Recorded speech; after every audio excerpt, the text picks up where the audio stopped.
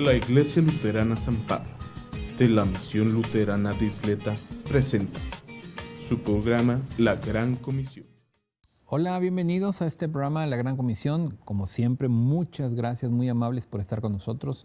Les agradecemos mucho la presencia, el compartimiento de ustedes para sus amigos y compañeros, vecinos, hermanos, todos. Compartan mucho este programa y todos los demás del canal para que podamos promulgar con mucha fuerza la palabra de Dios. Acuérdense que estamos en tiempos muy complicados y muy difíciles donde tantas personas están hablando de muchas cosas y mucha gente prefiere ver un programa de cualquier cosa a estudiar la palabra de Dios. Así que es una responsabilidad de nosotros, de todos nosotros los cristianos, el poder darle fuerza a la promulgación del Evangelio. Para eso Dios nos da también la sabiduría y la fuerza para todos.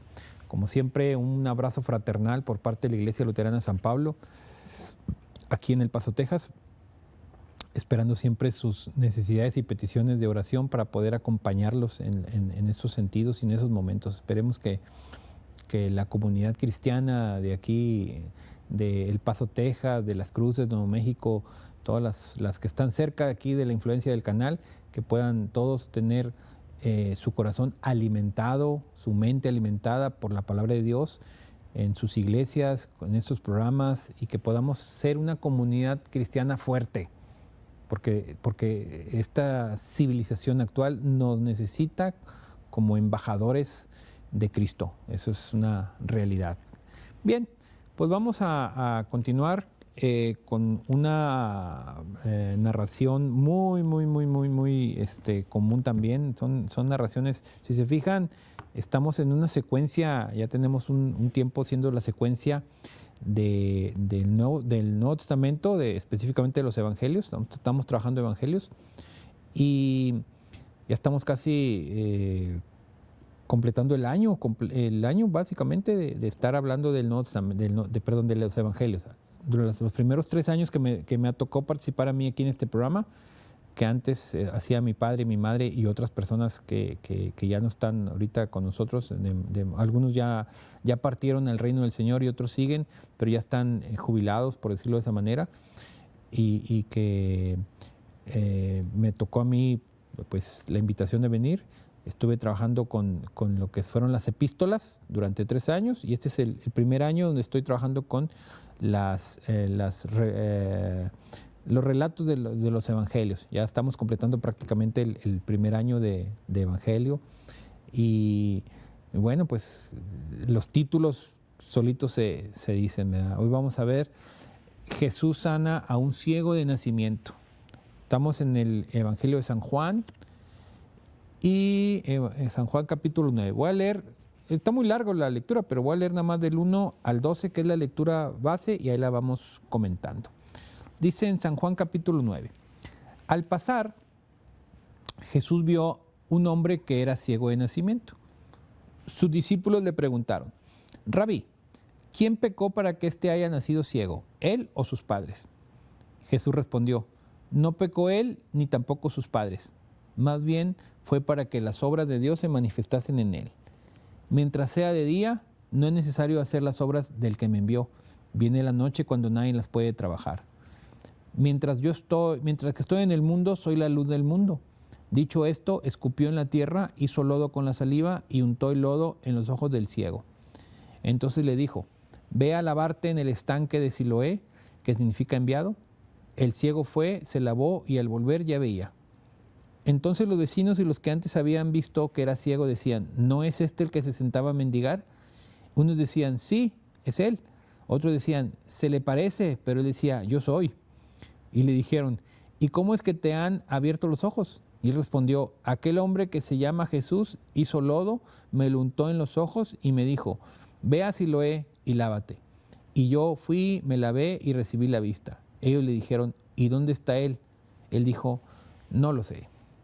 La lectura prosigue. Ahorita vamos a mencionar algunos aspectos de la lectura, pero esa es la lectura básica. Aquí tenemos una situación, un milagro, por supuesto, entra en el catálogo de los milagros de Jesús, pero es muy curioso este milagro, porque este milagro no fue pedido. No fue una persona que se acercó con Jesús a pedirle que lo ayudara. No, nada. O sea, él estaba ahí sentado y Jesús y sus discípulos pasan. O sea, él ni siquiera lo pidió. A veces tenemos esa situación que nos quedamos en la cabecita de que los milagros fueron porque los pidieron. No todos. O sea, había milagros que Jesús hizo, ¿sí?, sin que lo pidieran, sin que nadie intercediera por él. Era simplemente por la misericordia del Señor, ¿sí? Por eso es importante, y sobre todo para nuestra población hispana, sobre todo, tenemos como que nos metieron en la cabecita de que nosotros tenemos que pedirle a Dios, ¿sí?, cosa que no está mal, pero nos metieron en la cabecita de que nuestras oraciones no van a ser escuchadas porque yo soy un pecador o no me porto bien, o vete a saber. Y necesito que alguien interceda por mí. Y le voy a pedir a un intercesor que le pida a Dios por mí. Si se fijan, esa es una como que fórmula mágica que tenemos grabada en el inconsciente colectivo. Muchos hispanos, ¿sí? Muchas culturas más. Pero nosotros los hispanos nos enseñaron mucho eso.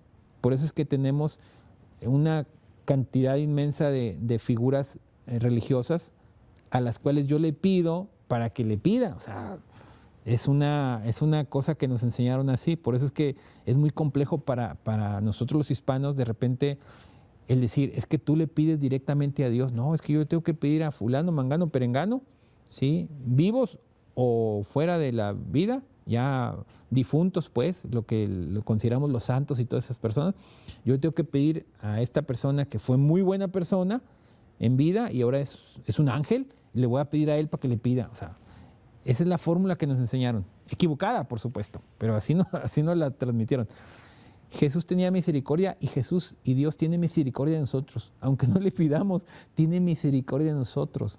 Él siempre está buscando a darnos su amor. No de la manera en como nosotros quisiéramos. Porque yo quisiera que Dios me mostrara su amor regalándome un carro del año. Pues mira, qué bonito. Pero Dios sabe que cuando yo necesito, Él me lo va a dar lo que yo necesito, ¿sí?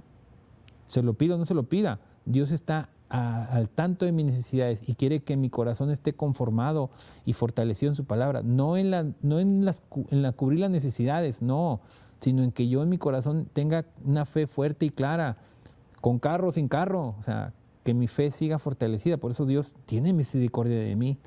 No nomás está esperando que yo le pida. Me dice que le pida lo que yo necesite, pero no nomás está viendo a ver qué le pido para dármelo o para no dármelo. No, Dios tiene misericordia de mí y por algo hace las cosas.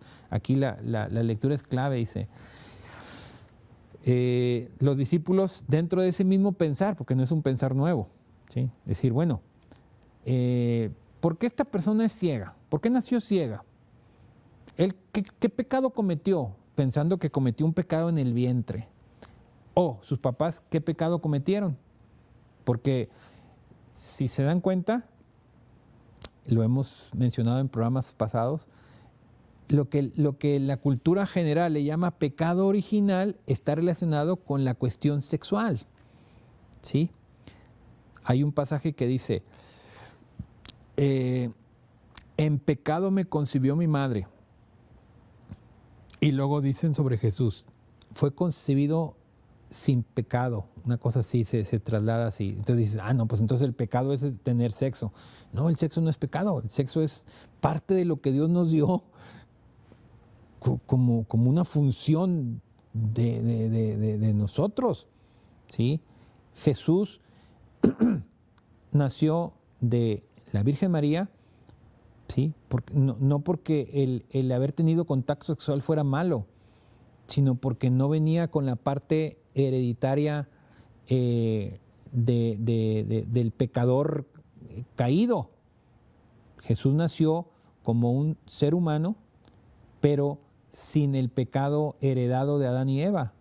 Es decir, en términos, sé que es muy complejo de explicarlo, hagan de cuenta que Jesús nació como si hubiera sido Adán y Eva, o sea, nacieron sin pecado, nacieron sin una herencia maldita, podríamos decirlo así. Pero así como Adán y Eva pecaron, Jesús también estuvo en posibilidades de pecar, pero Él fue obediente. O sea, Él siendo ser humano, al 100% ser humano, como Adán y Eva en el principio, ¿sí? Él pudo haber desobedecido. De hecho, fue tentado, ya lo vimos en programas, pues fue tentado para desobedecer. En ciertos momentos se ve la crisis existencial que tenía de que, Señor, si fuera posible que pasara por mí esto, la copa, que no pasara, pero yo estoy aquí para hacer tu voluntad. O sea, Él se entregó, dice San Pablo, que fue obediente hasta la muerte, pudiendo no haber sido obediente. O sea, Él pudo también decir no, pero no lo hizo porque fue obediente. O sea, Él era un ser humano como nosotros. En esa parte humana era un ser humano normal. No tenía el pecado original de la desobediencia heredada, pero no porque Eva no tuvo un contacto sexual, sino porque no tuvo una parte genética. Es que es muy complejo explicar esto, pero hay que estudiarlo más a fondo. ¿Me explico? Hay que estudiarlo más a fondo. El caso es de que los discípulos y la gente en particular decía, bueno, pues si este es ciego es porque hizo pecado su mamá. Ahorita yo podría decir, bueno, es que su mamá era drogadicta, o su mamá se embarazó de una persona y no se casó, lo que en esa sociedad era un pecadazo. Entonces, por eso es que salió ciego, porque Dios los castigó por haber hecho eso. Eso es lo que diría la gente, y eso es lo que pensaban los discípulos. Dice, ¿por qué está ciego este? ¿Por qué pecó él o pecaron sus padres? ¿Sí? Jesús le respondió, no pecó él ni tampoco sus padres. En el sentido de que por eso fue producto de eso, ¿no? O sea, sus padres eran pecadores igual que todos, digo, pero no porque pecaron su papá o él nació así, no. Dice, él está aquí, ¿sí? Él nació así, dice, para lo que vamos a hacer, ¿sí? Para que las obras de Dios se manifiesten en él. O sea, él tenía un propósito, imagínense, o sea, haber vivido toda una vida para cumplir ese propósito, o sea, suena raro, pero mismo dices, qué bonito suena también. O sea, es lo que la fantasía y el romanticismo nos enseñan también, de que, ay, toda mi vida esperando a mi príncipe azul y ya llegó, a mi princesa y ya llegó y ahora soy feliz. O sea, esa es la fantasía. Bueno, aquí no tenemos una fantasía, tenemos una persona que nació para que se cumpliera la parte de Dios. Sigue diciendo, mientras sea de día es necesario hacer las obras que me envió, dice, etcétera.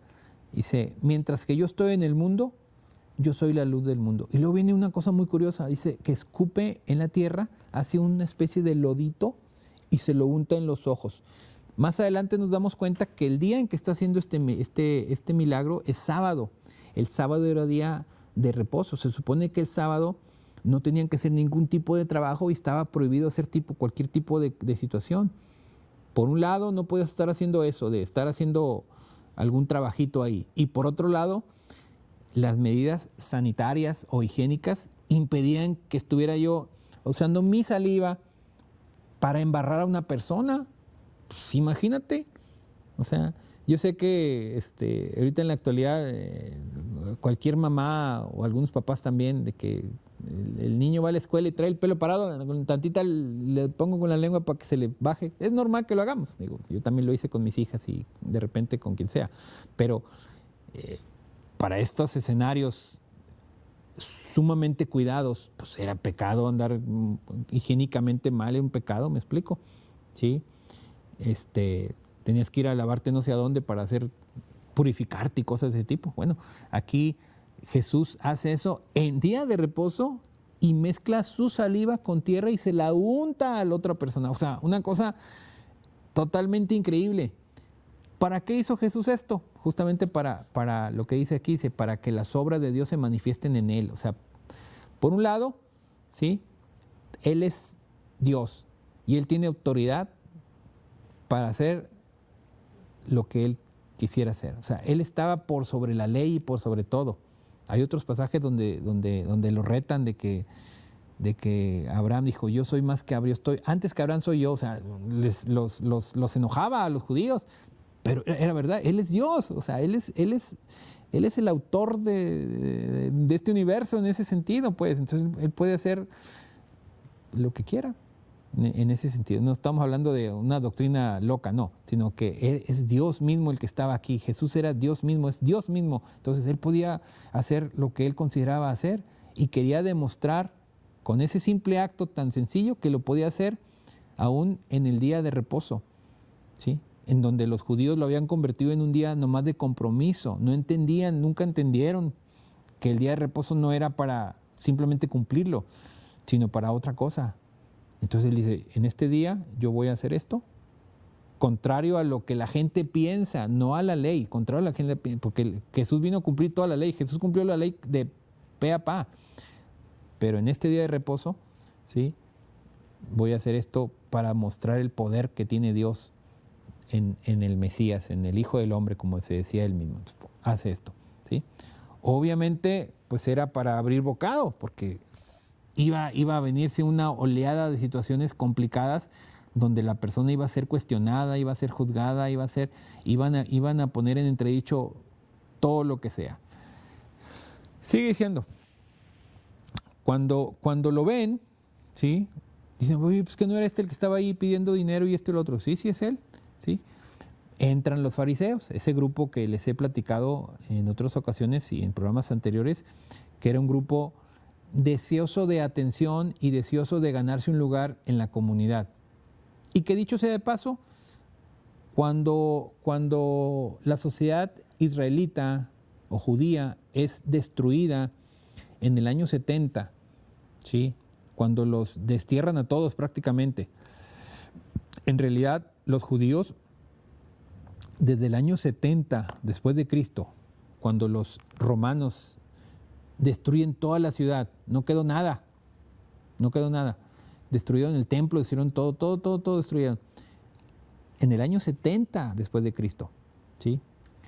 Todavía ni siquiera se escribía el Apocalipsis cuando ya habían destruido la ciudad. Bueno, los judíos vuelven a retomar la ciudad de Israel o Jerusalén y toda esta zona hasta después de la Segunda Guerra Mundial. O sea, pasaron casi 2000 años en que los judíos fueron desarraigados de esa zona. ¿Me explico? Entonces, evidentemente, pues, el grupo que asumió el liderazgo conceptual, interpretativo, fue el grupo fariseico. O sea, que al final se impusieron, hasta la fecha más o menos están, esa es la línea que traen, ¿verdad? La línea rabínica y la interpretación rabínica y cosas, de todo ese tipo de cosas que viene desde esos tiempos. ¿Me explico? Al final destruyeron a sus enemigos estos cuates. Pero bueno, dice, cuando fueron los fariseos, fue llevado al ciego de los fariseos, y dice, cuando Jesús hizo lodo y le abrió los ojos, era día de reposo. Los fariseos volvieron a preguntarle cómo había recibido la vista, ¿sí? Él les dijo, me puso lodo en los ojos, yo me lavé. Algunos de los fariseos, fíjense lo primero que pensaron los lectores de la ley, los fariseos, los celosos de la ley, al momento de que se dieron cuenta que le puso lodo en los ojos y se fue salvado, dijo, ese hombre no procede de Dios, dice, porque no guarda el día de reposo. O sea, lo primero es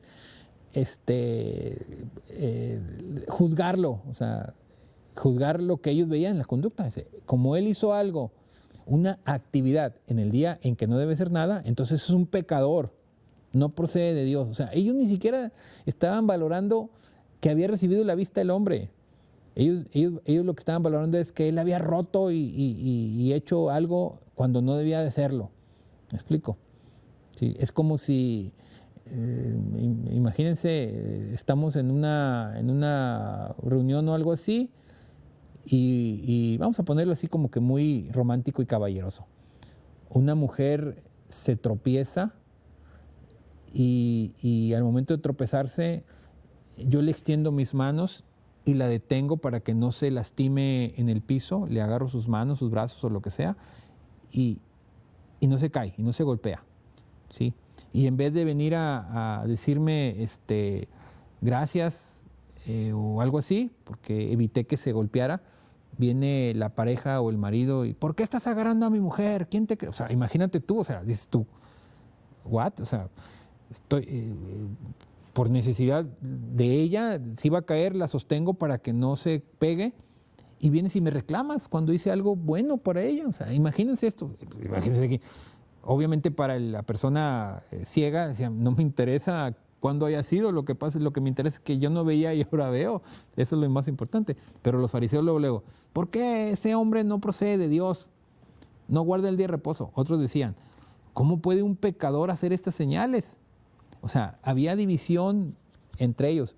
A Jesús no lo consideraban, o sea, no todos los fariseos lo consideraban un pecador o un demonio.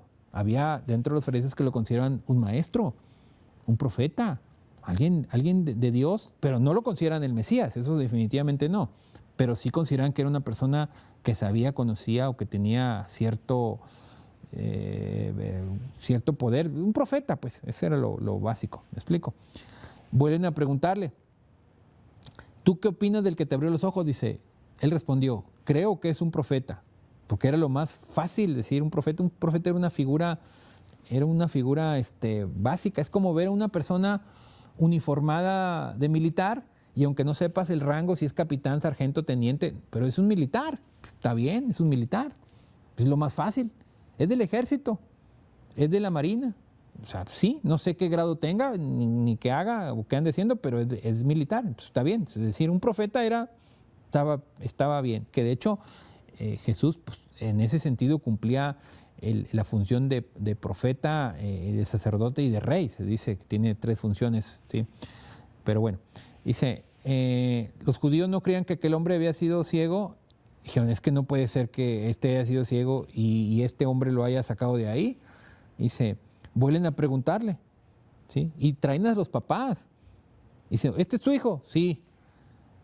¿Y por qué es ciego? Sí, nació ciego. ¿Y por qué ve? No sé. Dice, pregúntenle a él, ya es mayor de edad. Los papás también tenían miedo, como vuelvo a decirle, era una sociedad teocrática donde la ley, sí, civil estaba mezclada con la ley religiosa. Si tú te ponías enfrente o te ponías de oposición a lo que los supuestos maestros de la ley te decían, te podían sacar, te podían exiliar, te podían expulsarte del concepto y te convertías en un rebelde. Es como si ahorita en la ciudad, deportamos a alguien de un país o algo así, lo deportamos, ya no puede entrar, o sea, ya no puedes entrar aquí, lo deportamos. Hagan de cuenta que ellos tenían miedo de que los deportaran de la iglesia, puedes decirlo así, ¿me explico? Y luego vuelven a decirle, a ver, vuelven a platicar. Dice, ¿cómo fue que te abrió? Dijo, otra vez, ya se los he dicho, ustedes no escuchan. Dice, ¿por qué quieren abrirlo otra vez? ¿Ustedes quieren hacerse discípulos también? Y ellos lo insultaron y le dijeron, discípulo suyo lo serás tú. Parece juego infantil. Nosotros somos discípulos de Moisés. Nosotros sabemos que Dios le habló a Moisés, pero de este no sabemos ni de dónde es. El hombre les dijo, pues esto es lo asombroso, que ustedes no sepan de dónde es. Pero a mí me abrió los ojos. Dicen, yo no sé lo que ustedes saben, yo solamente sé que fui receptor de la misericordia de Dios. Sabemos que Dios no escucha a los pecadores, pero que si alguno es temeroso de Dios y hace su voluntad, a ese sí lo escucha, y a este lo escuchó, dice, porque ni siquiera yo lo pedí. Dice, nunca se ha oído decir que alguien le abriera los ojos a un ciego de nacimiento. Si este no viniera de Dios, nada podría hacer. ¿Qué hicieron los fariseos? Dice, tú naciste del todo en pecado y nos vas a enseñar, y lo expulsaron de ahí.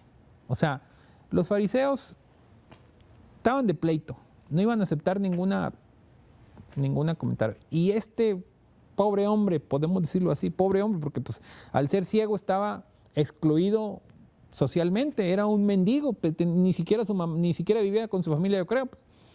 Entonces era una persona infravalorada, o sea, valorada por abajo de la sociedad, no era productiva, no era nada. O sea, esa persona tan simple y tan sencilla y tan ignorante, si le quieren agregar, dice, vino a enseñarles a estos súper hiper preparados que ese personaje que le había abierto los ojos venía de Dios, en su sencillez, en su simpleza. Dijo, nadie que no venga de Dios puede hacer semejante cosa.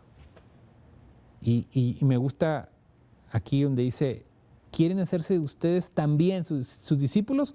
O sea, él ya era un creyente también, él ya creía. O sea, el milagrazo que le dio, pero también le fomentó la fe de creer. O sea, ya este personaje, llamémosle ex ciego, ya formaba parte de los discípulos, como aquellos 10 leprosos que son sanados y que solamente se regresa uno, y ese uno es su discípulo, este también se convirtió en su discípulo. Dice, ¿ustedes también quieren ser discípulos de él? Casi diciéndole, como yo.